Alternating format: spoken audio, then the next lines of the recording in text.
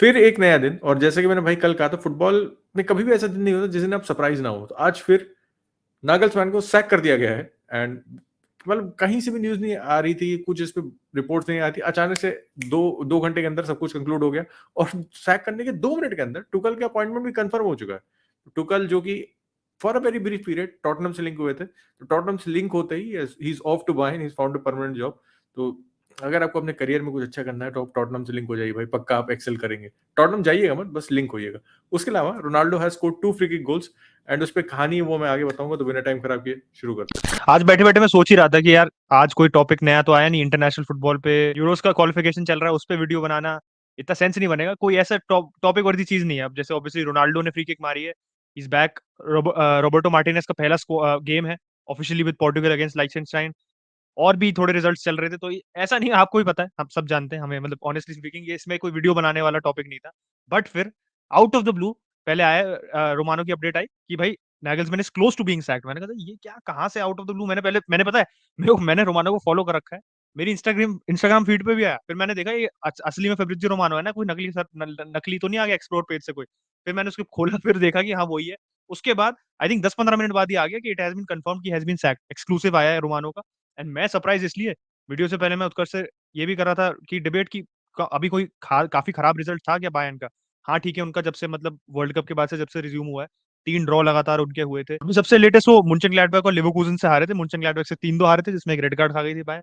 और 2-1 अभी लिवरकूजन से हारे थे, जिसमें से फर्जी पेनल्टी दे दी थी रेफरी ने, और बुक कर दिया था एडली को 2 बार येलो कार्ड दे दिया था ड्राइविंग के लिए। कायदे से रेड कार्ड मिल जाना चाहिए था, बट दोनों बाद वो रिसेंड हो गया था वार के इंटरवेंशन के बाद। तो अटपटा सा मैच था वो, उसमें कुछ हुआ नहीं। उसके बाद एडली 2 येलो कार्ड के साथ पोज भी कर रहा था मैच के बाद। But I don't see it as a reason to sack him, because भाई 25 मैच प्लेड हैं बुंडेसलीगा में, 9 more matches to go. 52 points पे बायर्न थी, 53 पॉइंट्स पे डॉर्टमंड थी। If you want to go by history, तो आपको पता है डॉर्टमंड, मतलब डॉर्टमंड का पता है कैसे मैं टाइटल चैलेंज को इक्वेट करूंगा? जब मैं बीच में कंपेयर कर रहा था, जब सेविया पाउली के अंडर थी ना, बहुत कंसिस्टेंट रन ऑफ रिजल्ट्स कर रहा था ला लीगा में। आपको लग रहा है कि यार अरे ये ऐसी टीम आ सकती है जो एटलेटिको मड्रिड और बारसा की ना, ये जो आप कह सकते हो तीन डोमिनेंस से 3 टीमों का, और एटलेटिको भी इसमें जस्ट अबाउट अपनी जगह बनाती है, उसमें मे बी सेविया कुछ कर ले। पर जैसे ही आप उनको थोड़ा सा क्रेडिट देने लगो, थोड़ा सा उन पे बैंक करने लगो, तुरंत वो वापस आ जाते थे। कहीं ना कहीं आपकी क्वालिटी फिर इट रन्स आउट, एंड जो बाकी टीम्स को क्वालिटी है वो अपनी शाइन करने लगती है। तो यही डॉर्टमंड के साथ बहुत टाइम से प्रॉब्लम रही है। बहुत लोगों ने ये भी कहा कि अगर डॉर्टमंड इस बार जीत जाती है तो क्या हालैंड के बिना कैसे कर सकती है डॉर्टमंड? एंड बहुत टीम की बात भी चलेगी जो without superstars they doing so well. तो डॉर्टमंड ऊपर चलेगी, बट स्टिल ऐसी क्या आप ऐसी सिचुएशन में हो जहां पे आप रेस्क्यू नहीं कर सकते Bundesliga? And to be very honest, I think मैं बायर्न को कहीं ना कहीं पीएसजी से इस मैटर में इक्वेट करूंगा कि क्या आपकी लीग सक्सेस डिफाइन करती है your success of as a manager, और does Champions League success define it? Champions League success अगर आप बायर्न की देखो, तो नागelsmann has had a decent record in the Champions League. ठीक है, पिछले सीजन वाज लिटिल, आप कह सकते हो ठीक है, अप टू स्टैंडर्ड्स नहीं था, बट अभी आपने पीएसजी को हराया। Now you are going to be coming up against City. ठीक है, टूखेल को लाए हो आप। आई थिंक बायर्न की जो साइकी है इसमें ये है कि टूखेल ने जो चेल्सी में तुरंत इंपैक्ट किया था चैंपियंस लीग में, उनको एक रिजल्ट्स बेस्ड मशीन बना दिया था। Maybe you can do the same, replicate the same with Bayern as well.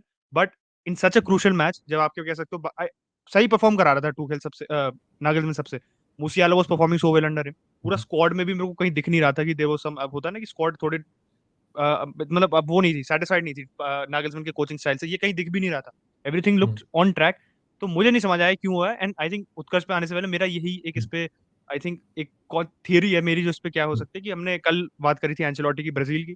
तो if Ancelotti goes to Brazil, Tuchel was being linked, Tuchel and Pochettino were being linked to the Madrid job. तो Tuchel is out of the picture, he is at the Bayern job. तो मुझे लग रहा है कि Nagelsmann, अब ऐसा लग रहा है मैड्रिड के पास have a readymade replacement for Ancelotti. And if they want a project manager, जो हम नागelsmann को कहीं ना कहीं आप एसोसिएट करते हो कि लाइप्जिग में, होफनहाइम में जो उसने काम किया है, now at Bayern as well, he is a manager. आपको लॉन्ग रन में लीग में he is very consistent and he has that pedigree. एक वो होती है ना नाउस आपके पास, कि आप चैंपियंस लीग में भी you can make changes, you are also qualified for the Champions League in terms of आप चैंपियंस लीग में भी मैनेज कर सको। तो एक आई थिंक ये ऐसा मैनेजर है जो इस समय मैड्रिड के लिए बहुत सूटेड रहेगा। तो ये जो ट्रायंगल है मैनेजर्स का, आई थिंक जो चेंज होगा, ये साइकिल जाएगी। I think this is what could happen.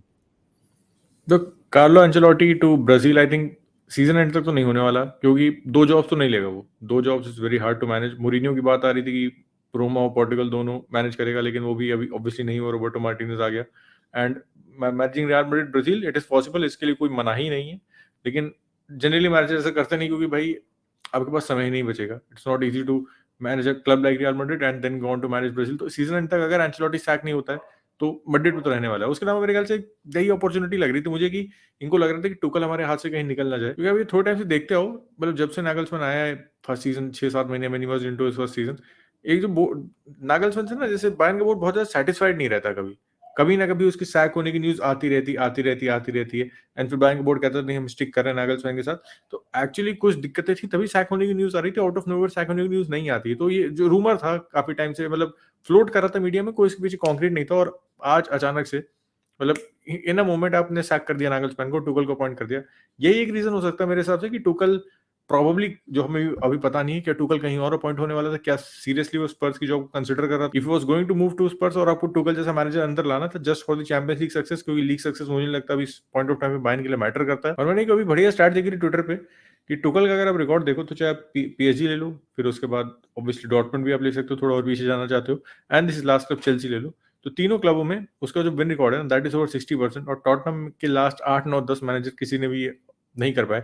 Conte से बहुत ज्यादा उम्मीद थी सीजन स्टार्ट पे, लोग कह रहे थे कि टाइटल के लिए पुश कर सकती है जिस हिसाब से उन्होंने साइनिंग की थी, बट लेट्स इट्स टॉटनहम। तो वही वाली बात आ जाती है, तो अब ज्यादा आग लेते हैं उनको। तो टुकल गोइंग देयर भाई डेफिनेटली मेरे ख्याल से टीम को इंप्रूव करता। कॉन्टे की जो सिचुएशन है, मतलब वो चाहता है कि उसको वो सैक कर दे, ठीक है। मतलब एड़ी चोटी का जोर लगा रहा है, पिछले 4-5 महीनों से लगा रहा है कि भाई मुझे किसी तरह यहाँ से सैक कर दो, मुझे यहाँ से निकलना है, क्योंकि जिस हिसाब के स्टेटमेंट आ रहे हैं ना 6 महीने से आ रहे हैं लगातार धुआंधार। मतलब मीडिया में शायद बीच में कोई ऑपरेशन मैनेजर भी ऐसा करा लिया स्टेटमेंट अपना मैंने कॉन्टे तो भाई नहीं ने। देखा किसी को देते हुए ऐसे स्टेटमेंट। मतलब मैं तो एक कह दो रहा हूँ बार बीच में ऑपरेशन भी करा लिया कॉन्टे भाई ने उसके लिए। हाँ, मतलब एक दो बार प्लेयर को करिया थे आके, मोरिनो ने भी बोला है, सबने बोला है, लेकिन over a long period of time भाई जिस हिसाब से वो टॉटनहम को, मतलब कह सकते हो ना, खुद ही अपने क्लब की बचा रहा है, तो Conte is going, who comes in next, Tuchel is off the market. And मुझे वही रीजन लगता है कि ये था कि भाई एक अपॉर्चुनिटी दिखी इनको कि हो सकता है टुकल टॉटनहम जा सकता था और हमें नागलसमैन को निकालना है। कह सकते हो कि आपके पास बैकिंग भी थी कि आप अभी लेवरकुसन से हार गए हो, लेकिन ऐसा कुछ सीजन लॉन्ग ऑन है नहीं। अब चैंपियंस लीग से नॉकआउट हो जाते और सैक कर देते तो मुझे समझ में आता, लेकिन लीग में 1 पॉइंट पीछे और डॉटमंड से गोल डिफरेंस आपका is very very very superior to any club in the league. You will probably win the league, Champions League में नेक्स्ट राउंड में हो आप, सिटी से अगर आप हार जाते तो भी सैक करते तो भी समझ में आता, लेकिन मेरे ख्याल से भाई था मोमेंट था and they went for it. They thought कि भाई टुकल इस पॉइंट ऑफ टाइम पे हमारे प्रोजेक्ट के लिए ज्यादा बेहतर है एज कम्पेयर टू नागल्समैन। अब आता हूँ जो मैंने शुरुआत में बात की थी, obviously Cristiano Ronaldo has scored 2 free kicks back to back, भाई आज भी फ्री किक मारी एंड अल नसर के लिए मारी थी, दूसरी क्लब मुझे याद नहीं कौन सी थी, I just watch the video, जो वहां पे मारी थी। आज भाई अच्छी फ्री किक मारी आज भी। तो मैंने ऐसे ट्विटर खोला, मैंने कहा गोल देखता हूँ कैसा था, क्यों मैच अब मैं क्या ही देखूं ये वाला मैच। तो मैंने ट्विटर खोला, ट्रेंडिंग पे मेसी आ रहा है, ठीक है। मैंने कहा यार मेसी का क्या हुआ, मुझे लगा कुछ कंट्रोवर्सी हो गई क्या, कि कुछ मैंने ऐसे मिस कर दिया, चलो वीडियो बनाने जा रहे हैं देख लेते हैं क्या हुआ, कुछ ऐसा मैंने देख लिया होगा। तो थोड़े तो उसके अर्जेंटीना के ट्वीट से वो सब थे, उसके बाद ट्वीट चल रहे हैं, मतलब नेवर गेट ओल्ड। मैं ऐसे कोई वो नहीं बता रहा हूँ, आपको मैं बात बता रहा हूँ कि एट द एज ऑफ 38 और Ronaldo is 38 now and Messi at the age of 35 भाई, अभी भी लोग बात बात नहीं आ रहे हैं। उसको कंट्रोवर्सी ये चल रही है कि मेसी ने पिछले पिछले साल में जितनी डायरेक्ट फ्री किक नहीं मारी, रोनाल्डो ने 2 में 2 मार दी, and Ronaldo has 62 direct free kick goals now and he has taken the lead with Messi, Messi is on 60, दोनों पहले बराबर थे। तो भाई अगर आप इनमें से एक हो तो ये करना छोड़ दो। निवेदन है, पता नहीं 1 साल 2 साल और होंगे जिसको आप और देख पाओगे, तो एंजॉय कर लो ट्विटर पे जाके, आपसी भसड़ करने से कोई फायदा नहीं है भाई। चाहे 62 हो चाहे 60 हो, जब लोग रिटायर हो जाएंगे कुछ मैटर नहीं करेगा, द स्टैट्स वोंट मैटर। बस आपको एक लॉन्गिंग रह जाएगी, थोड़ा और देख ले थोड़ा और देख ले, तो उसके अलावा मेरे ख्याल से स्टैट्स की शायद तक कोई बात भी ना करे, अनलेस ऐसे चूते ट्विटर पर देखेंगे तो बात हो सकती है। एंड एक और इंटरेस्टिंग टॉपिक है जो मैंने इंट्रो में नहीं कवर किया था, दैट इज कि भाई यूनाइटेड का टेक ओवर में नई न्यूज आ रही है, 2 नए बिड सबमिट हुए हैं। आई थिंक क्या लगता है भाई ये बाजी कौन जीतेगा? तो ये 2 बिड जो नहीं आई है दोनों को मैं कहूंगा सीरियसली मत लो। तो बाजी तो नहीं है, ये फेल्ड ऑपरेशन है। तो दोनों तरफ से एक बिड आई है थॉमस जिलियाकिस से जो फैन लेड बिड है। उसमें क्या किया भाई थॉमस जिलियाकिस भाई ने, यूनाइटेड की वैल्यू है market value that is around $3.9 billion, तो 3.2 मिलियन पाउंड कुछ ऐसी है। तो उसने कहा है कि अब उसका जो मॉडल है ऑफ फाइनेंसिंग इज की दैट वो आधी बिड 50% ऑफ दैट बिड, मतलब 50% of 3.2 million pound, so 1.6 million pound वो खुद देगा अपनी जेब से। एंड उसने टोटल पर कैलकुलेट करा कि जितने अभी शेयर्स हैं यूनाइटेड के, अराउंड 163 या 168 मिलियन शेयर्स हैं, उसमें से जो आप अगर डिवीजन कर दो तो $6 पर शेयर आएगा कॉस्ट पर फैन, अगर हर कोई एक एक शेयर खरीदता है। तो उसमें क्या डिवीजन आया कि क्योंकि वो आधी शेयर्स खरीद रहा है, तो खाली $3 पर शेयर आएगा। एंड ओपन एन ऐप, एक ऐप खोलेगा। वो एक सोशल मीडिया प्लेटफॉर्म का फाउंडर है, नोवैम ग्रुप है कोई, उसका फाउंडर है। तो फिनिश एंटरप्रेन्योर, तो उसने कहा कि मैं एक ऐप बनाऊंगा जिसपे से हम एक वोटिंग सिस्टम भी एस्टैब्लिश करेंगे और मैं जो सारे जो शेयर होल्डर्स होंगे, पब्लिक फैंस होंगे जो सारे, उनसे उनकी डिसीजन मेकिंग को इन्वॉल्व करेंगे। तो देखो मेरी तरफ से फैन ओनरशिप की बहुत बार बात छिड़ी है, हमने बहुत बार पहले भी बात की है कि जो जर्मनी में मॉडल है 50+1 का, क्या वो इंग्लैंड में रेप्लिकेट हो सकता है। इंग्लैंड में एक इंडिपेंडेंट फुटबॉल रेगुलेटर की भी बात चल रही है, बहुत तरह की जो आप कह सकते हो प्रोस्पेक्ट्स की बात हो रही है। बट मुझे क्या लगता है कि आपका बड़ा फैन बेस होता है ना किसी भी क्लब का, मैं बड़े क्लब्स के मैं यहाँ पे एग्जांपल देना चाहूंगा। तो प्रॉब्लम यहाँ आ जाती है कि कहीं ना कहीं डिविजन्स होते हैं और छोटी छोटी चीज पे डिवीजन होते हैं। एंड दिक्कत क्या होती है कि if you try to find a common ground, जब आपके साथ इतने सारे डिसीजन मेकर्स हो जाएंगे ना, तो कभी कभार अपॉर्चुनिटीज होती है जो डिसीजन बनाने की। Sometimes you need quick decision making, sometimes you have the luxury कि आप थोड़ा टाइम लेके एक थोड़ा सारी चीज को कंसिडर करके डिसीजन ले सको। तो जब ऐसी सिचुएशन आती है ना कि आपके अलग अलग सिचुएशन, अलग अलग डिसीजन रिक्वायर्ड होते हैं, जब आपके पास इतना डिफरेंस ऑफ ओपिनियन की पॉसिबिलिटी हो, तो मेरे हिसाब से this is not a best model. क्योंकि प्रॉब्लम ये आ जाती है कि आप डिसीजन मेकिंग आपकी कहीं ना कहीं नेगेटिवली इम्पैक्ट होगी, एंड मैं ये नहीं चाहता ऐसा हो। ठीक है।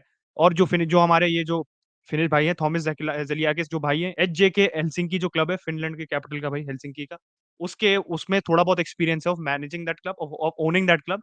तो from that to United, I think it's too much of a big jump. अगर आप सेम आर्गुमेंट, मे बी आप you can make the same argument for sir Jim Ratcliffe and for the Sheikh Jassim Hal bin Hammad अल थानी के लिए भी कर सकते हो, कि दोनों ने बिन हमाद अल थानी ने कोई भी क्लब नहीं करा इससे पहले, एंड सर जिम ने नीस करा है। आप कह सकते हो अगर हाई प्रोफाइल क्लब के आप फर्स्ट ईयर क्लब की बात करो, तो United is a step up, Premier League is a step up, तो उनके एस्पेक्ट में भी कर सकते हो। और उसके अलावा जो ड्रामा हुआ है, एक जो दूसरी बिड आई है, नई चौथी बिड है जो, that is from the Elliott Group, जिसकी मैंने पहले भी बात की थी, जो एक माइनॉरिटी इन्वेस्टमेंट करना चाहते हैं which will keep the Glazers in charge. उसका at this moment that is the least likeliest to succeed, उससे उसके जस्ट ऊपर मैं उसको रखूंगा, जो ये फैन लेड बिड है। सर जिम रैटक्लिफ ने अपनी रिवाइज्ड बिड डाल दी है। कल की बहुत बहुत मतलब भसड़ सी मची है कल के बाद। कल क्या था कि कल 9 बजे की डेडलाइन थी, कल रात को हमारी 9 बजे की डेडलाइन थी वेंसडे की। उसके बाद पता चला कि ये कतर ग्रुप ने अनाउंस किया कि हम अपनी वर्ल्ड रिकॉर्ड बिड कर दी है। उसके बाद सर जिम रैटक्लिफ ने भी अनाउंस किया हमने कर दी है। फिर क्या हुआ, दिन में सुबह सुबह अनाउंसमेंट आता है कि रेन ग्रुप जो कह रहा है, जो पूरी सेल हैंडल कर रहा है, जिनको ग्लेजर्स ने अपॉइंट किया है, उन्होंने कहा कि हमारे को कोई बिड नहीं आई। ठीक है। फिर क्लैरिफिकेशन आया सर जिम की तरफ से और कतर की तरफ से कि हमने तो सबमिट कर दी थी बिड।